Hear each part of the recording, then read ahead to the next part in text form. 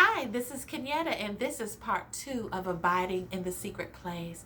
I'm sorry we were cut off on part one, but we're picking up where we left off. You know, beloved, sometimes people ask me, Kenyatta, do you get angry? Of course I get angry. I'm human. The Bible says, be angry, but sin not.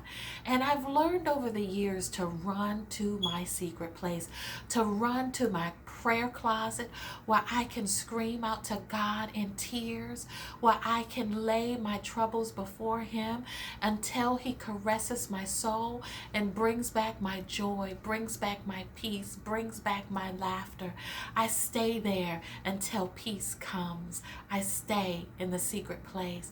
So, beloveds, remain in the secret place in 2020, in this year, in this decade. God is taking us to new dimensions, and how we've done life before is not how we must do life now. We must come up higher. We must walk in more dignity, more grace with one another, forgive quickly. One of the things that the enemy will use against us in this season is the spirit of offense. You know, God cannot do anything with us if we're offended and wounded. I don't care how anointed we are. I don't care if we got the most powerful word from God. The Bible says that if we speak with tongues of angels and we have not love, we're like a sounding brass and a tinkling cymbal. And so the Lord is going to take us, I believe, deeper in our love walk. That's not easy. At times, we're going to have to love the unlovable. Sometimes we're going to have to take the high road. Sometimes we're going to have to, like the Bible says, to honor others even more than ourselves. We're living in a me generation, you know, the Me Too generation. Everybody is, talking about their destiny and their purpose and wanting to live their best life. And these things are good in themselves. However, when I was going down this path, the Lord showed me that, this is just another form of self-absorption. Our life is not our own. Our life belongs to God.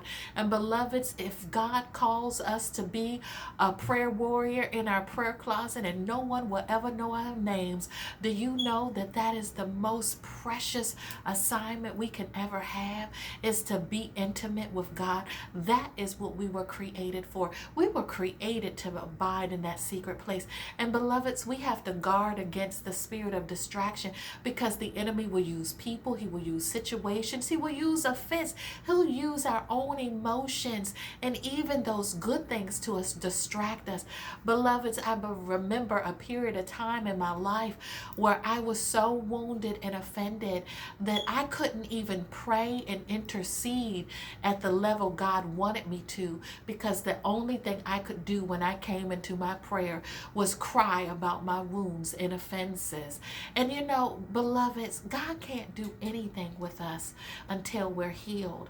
And so, beloveds, this is a season to let it all go. To answer the question that I laid out before, people ask me, do I get angry? I have learned to give it to God. And if I have to give it to God every second, if I have to keep taking it to God and keep taking it to God and keep taking it to God until peace comes, that's what you do. Someone may ask, well, how long does it take? How long does it take? Until peace comes.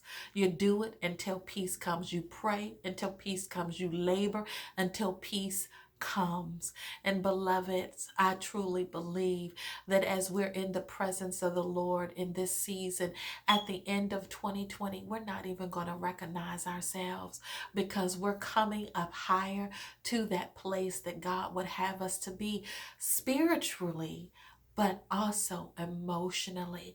A part of growing to maturity is our emotional development. And like I said before, it doesn't matter how anointed or gifted. Have you ever met a person that had a gift or an anointing, but just was a personality and a character that sucked? We don't want to give the Lord a odor or a fragrance that is not pure and holy and and beautiful. We want to exude with the perfume of God in this season. And for the rest of our lives, we want to have the presence of the Lord on our lives so much that we are fragrant with his perfume.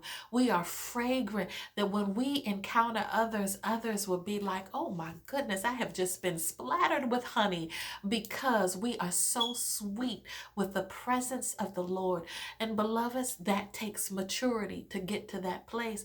I tell you, 2019 for me was a place of preparation. I went through some hard challenges to get to the place where I am now. And beloveds, if you're striving, don't feel like you haven't made it. This is a lifelong journey, and I'm still getting there. I'm still in the process. So beloveds, stay on course, stay on the process. Allow God to do the amazing work that he wants to do in our lives, and abide in that secret place with him.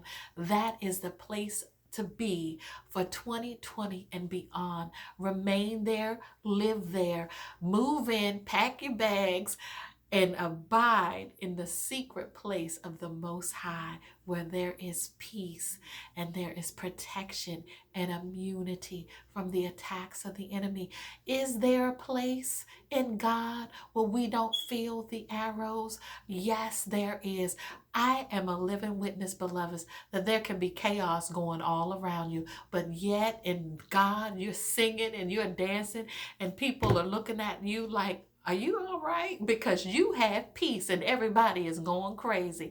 That is the secret place. Stay in the secret place of the Most High and abide under the shadow of the Almighty. That's Psalms 91, beloveds. I love you. God bless you. This is part 2 of abiding in the secret place. God bless you.